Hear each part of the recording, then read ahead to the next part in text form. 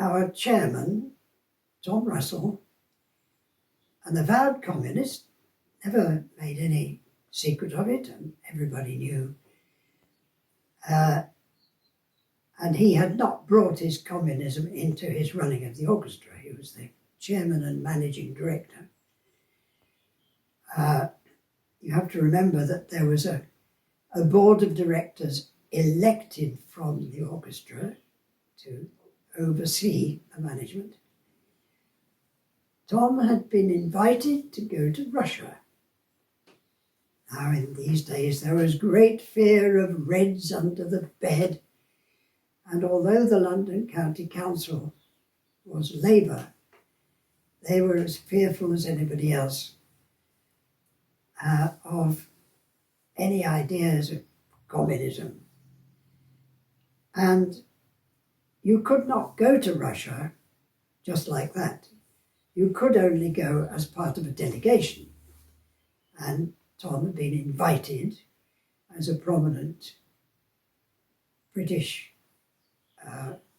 managing director to go as part of a delegation. Well, this had caused some upset among some members of the orchestra, and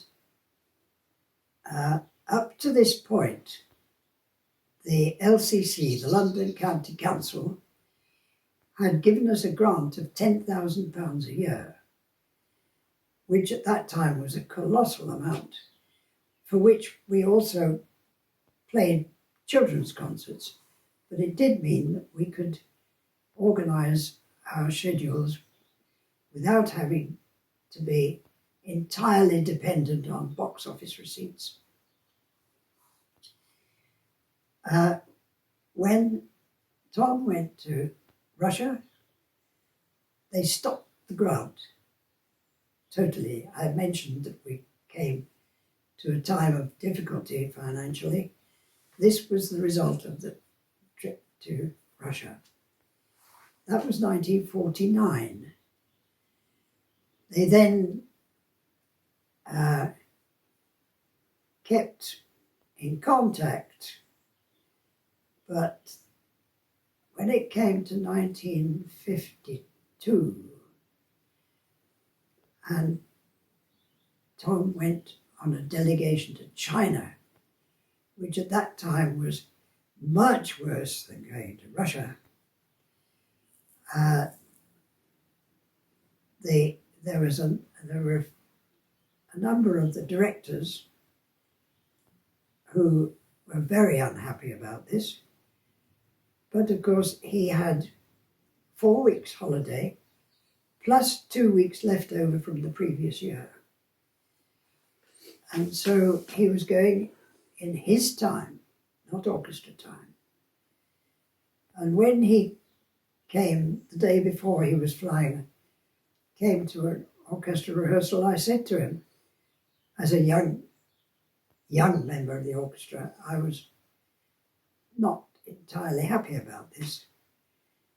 But of course, it is your right to go.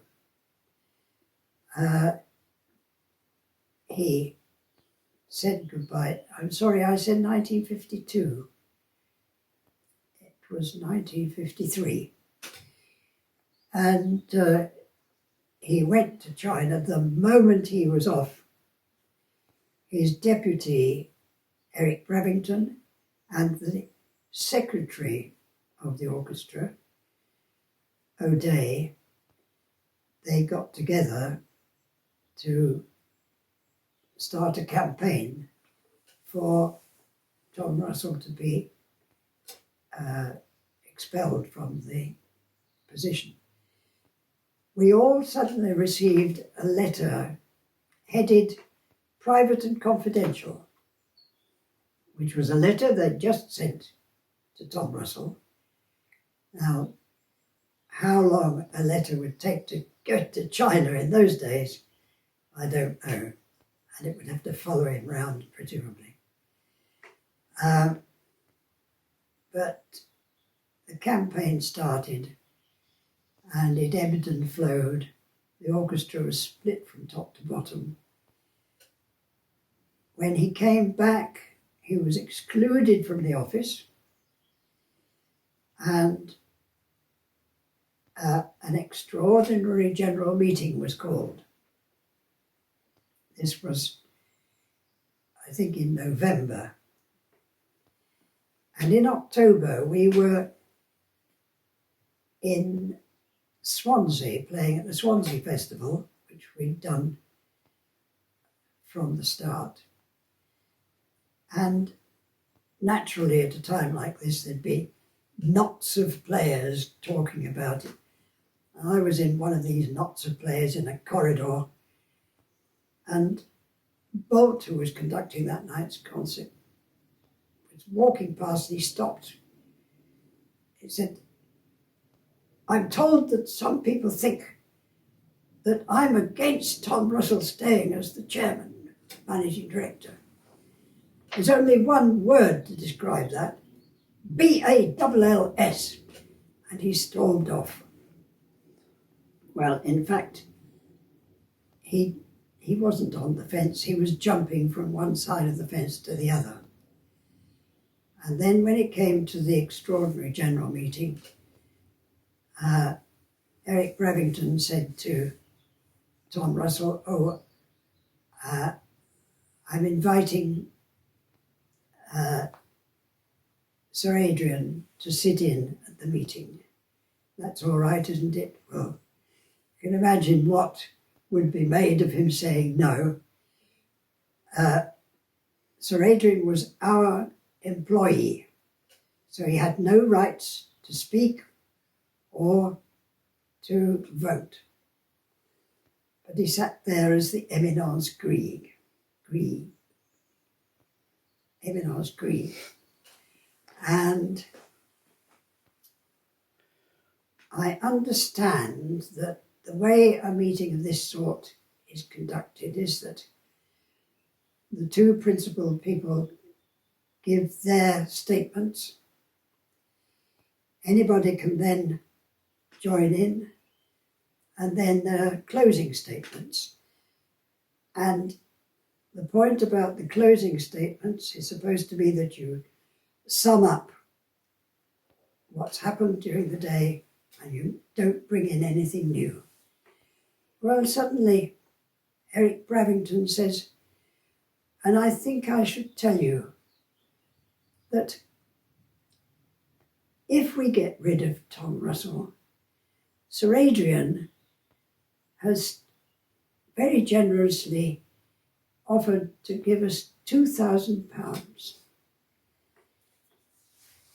Well, I think that swayed the meeting because the gap was not very large, but it did oust Tom Russell. And those of us who were disappointed with the result could see that the orchestra would change. I've talked about these regular concerts to places that never had concerts before the war. And I think it may not be as well known as it was then, that during the war, you got huge numbers coming to orchestral concerts. And we were just trying to keep that enthusiasm going. Within a month or two, we had a concert conducted by, I think, an 11-year-old prodigy, the sort of thing that the LPO would never do. And this was just one sign that things were not going to be the same. And 13 of us decided we were going to resign, including the whole of the horn section.